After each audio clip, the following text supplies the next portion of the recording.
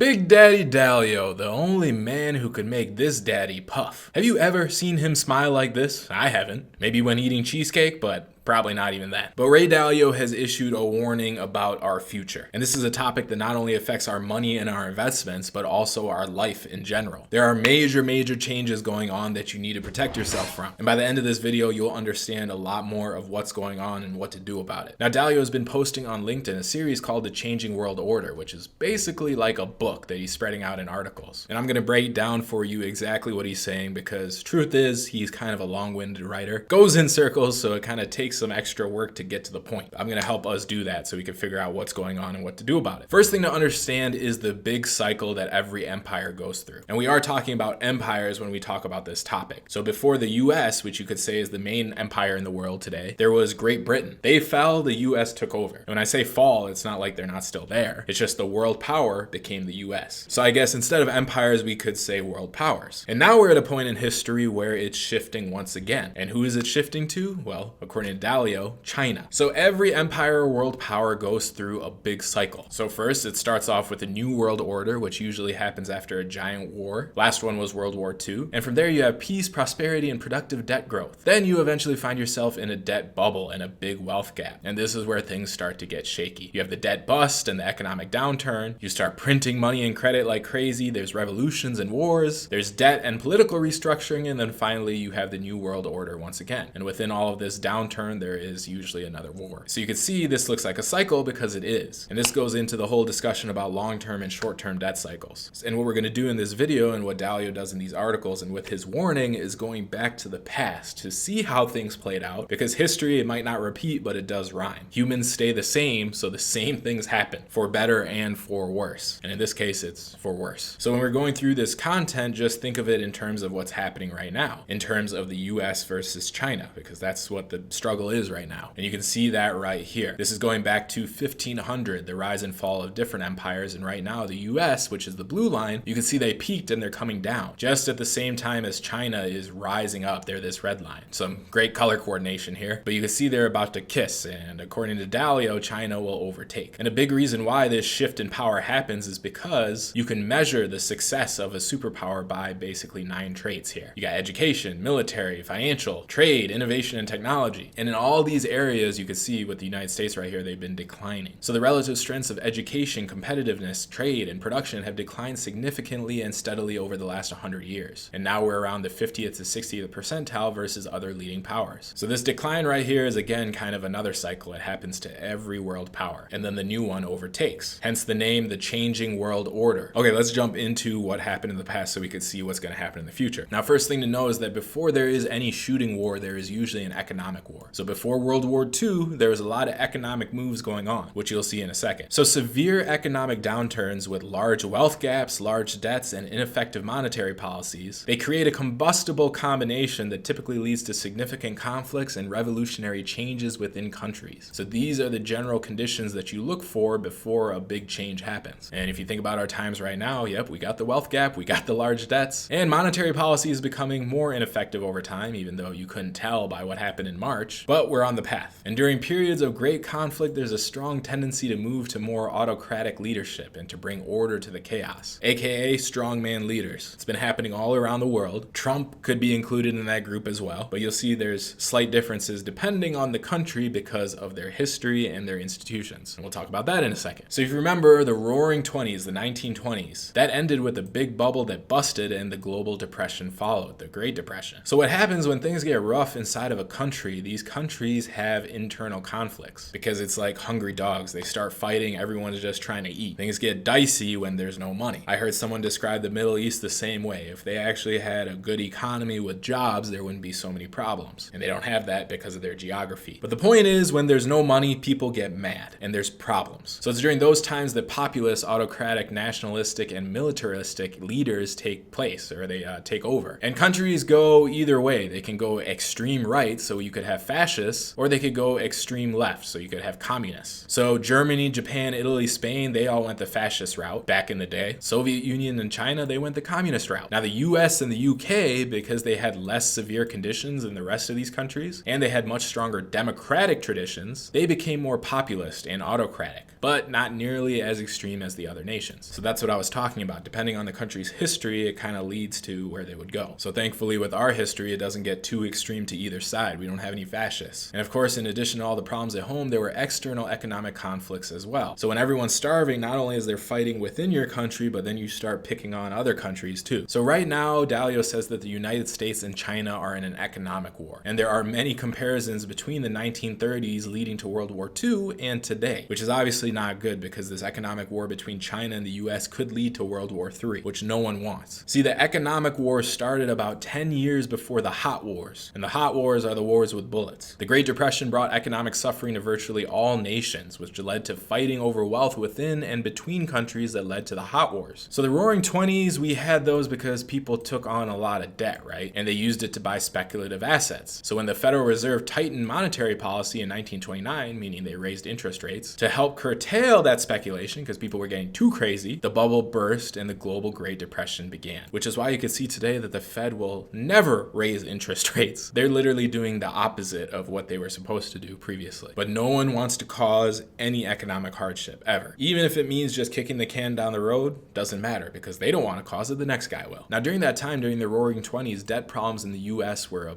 big problem for American banks. So because they got hurt in the Depression, they kind of stopped their lending around the world, which hurt international borrowers. And at the same time, the Depression created weak demand, which led to the collapse in US imports and other countries' sales to the US. And then incomes fell and there were more credit problems, and basically you were in a downward economic spiral. And at the same time, the US turned protectionist to safeguard jobs, so it raised tariffs, which further hurt other countries. And you could see here all the things happening in the US affect the rest of the world. And that's important because it's making the rest of these countries angry. So even back then, the world was very interconnected. And you could say it's even more so today. We know that. We just went through a pandemic and what happened. Now, turning protectionist as a nation and raising tariffs, that's normal. That's what everybody does during these times. But it's obviously not efficient because work isn't getting done in the most efficient place possible. And that cuts off trade and it ends up hurting everyone, at least in the long term. But in the short term, it does benefit the country that put up the tariffs because they create political support for the leader who did it. That's why they do it, right? But it's the other countries that kind of get screwed and they get mad about it. And when the Great Depression began back then, Germany, Japan, the Soviet Union, China, they were already suffering. So bad conditions just became worse, and that's why all the crazy stuff happened. And on top of that, we had droughts in the US and the Soviet Union. In the Soviet Union, with their droughts and their extreme government policies, it led to millions of deaths. So all around the world, it was just terrible. Germany in particular was hit very hard. They had 25% unemployment, massive bankruptcies, and extensive poverty. And that's why there was a big battle that emerged, because we talked about internal conflict when things are bad, right? Between the communists and the fascists. And eventually, Hitler was appointed chancellor. So Hitler, the big reason why he came to power is because the economy was so bad in Germany. That's a big point to understand here. Like we said before, economic wars lead to the hot wars, and they happened way earlier. So Nazi Germany didn't just happen like that. It built up over time. And at the same time that was happening, we got a populist leader in the US, FDR. And he is considered a populist leader of the left because of all the government spending. You could see here in his first 100 days of office, he created a number of big government spending programs that were paid for by big tax increases and big budget deficits financed by debt that the Federal Reserve monetized. By 1941, the top personal tax rate in the US was 81%. Nuts. And this is what happens during periods of severe economic distress like we were going through, and when there's large wealth gaps, there are large redistributions that follow. Now, when things are peaceful, they're done through large tax increases on the rich and big increases in the supply of money, meaning the Fed will print because that will devalue the debtor's claim. Basically, you use inflation to get out of your debt because each dollar of debt is worth less and less when there's way more dollars, right? Now, when it's done violently, they're achieved through forced asset confiscations, which we don't want. Rather take the taxes. So that's what was going on in the US. But when you go back to Germany, Hitler here became Germany's supreme leader by holding the roles of both chancellor and president. And then he went on to take control and censor the newspapers and broadcasting companies. He created a secret police force to find and fight all opposition. And if this sounds familiar, well, this is what our friend Xi Jinping, leader of the CCP, is pretty much doing right now. You know, CCP censors everything. They have control in every company. They just disappeared Jack Ma because he was talking too much. We've talked about before how Xi Jinping made himself the supreme supreme leader of China forever now. And he did that by bending rules or breaking them. Who cares? He's in power, right? And then getting rid of all the opposition. And that's kind of the parallel that Dalio is making here when talking about Hitler. Not saying Xi Jinping is as bad as Hitler, but you can see the way the power is consolidated during these times. And history kind of is repeating itself. And what's pretty crazy is that when Hitler came to power in 1933, the unemployment rate was 25%. But by 1938, it was nothing. It was zero. During that time, German equities rallied nearly 70% in a steady trend between 1933 and 1938 until the onset of the actual hot war, World War II. So if you're wondering why people followed Hitler back then, it looked like he was making the economy better for these people. And that's not to say anything nice about Hitler. This is just laying out the economic conditions that lead to really bad outcomes. Like Dalio said before, shifting to more autocratic, populist, and nationalist leaders and policies during times of extreme economic stress is typical, as people generally want strong leadership to bring order to the chaos and to deal strongly with an outside enemy. Now, fast forward to 1936 and 1937, when the Fed once again tightened money and credit to fight inflation and slow the overheating economy. Because after the Roaring '20s and the crash, with all of FDR's spending, the economy picked up. It was going great. And then the Fed say, hey, let's rein it in a little bit. So they hit a recession again in 36 and 37. So it says right here, caused the US economy to go into recession and other major economies to weaken with it, further raising tensions within and between countries. So once again, whatever the US does affects everyone else, even back then. No one wants someone to come in and stop the party, ever, internally or externally in a different country. Now we're getting closer and closer to the hot war, World War II, right? And during this time, we didn't mention it, but Japan is doing similar things to Germany. So Japan ended up doing their territorial expansion, which was a threat to the US's own Pacific ambitions, which heightened tensions with Japan because they already weren't on good terms. And in July and August of 1941, FDR responded by ordering the freezing of all Japanese assets in the United States, also closed their ability to ship through the Panama Canal, and there is an embargo put on all oil and gas exports to Japan. So this cut off 3/4 of its trade and 80% of its oil. So Japan calculated it would be out of oil in 2 years. So this put Japan in the position of having to choose between backing down or attacking the US. Once again, these economic things, this is what's leading to the attacks. And another thing to understand is that leaders typically only go into hot wars if there is no other choice. Like the US wanted to stay out of World War II as long as possible. So the other side ends up pushing them into the position of either fighting or losing by backing down. And that's how World War II began. And that economic action by the US eventually led to Pearl Harbor, which was the start of the World War II for the US. And again, not saying that the US caused this, just once again linking the economic to the geopolitical consequences. So right here, Dalio reiterates some of the most common economic warfare techniques. One is asset freezes and seizures. So you basically prevent an enemy from using or selling foreign assets that they rely on, because we're all connected, right? So this can range from freezing assets or even more severe measures like not paying debt. So he links it back to the US right now. Some top US policymakers are now talking about not paying our debts to China. So that is a form of economic warfare. Another thing you can do is block capital market access. So prevent a country from accessing their own or another country's capital markets. And what were we talking about right now in the US? We are threatening China to do that, right? For their stocks listed in the US. We're trying to cut them off from the capital markets in our country because of all the things that they're doing. Then of course you got embargoes and blockades. So basically you're blocking trade to hurt the other country. Now all these things lead to the hot war. And you can see right now we are doing these things. These are happening between the US and China currently. But on top of that, our own Federal Reserve is really twisting and manipulating our financial markets right now, which is going to cause large problems in the future that fit right into this whole thing that we're talking about, this history repeating itself. So before we go any further in this Dalio story, click this video right here to see what our Fed is doing right now. Lots of manipulation happening and it affects your money right now and in the future. So click this video to learn what to do, and I will see you there.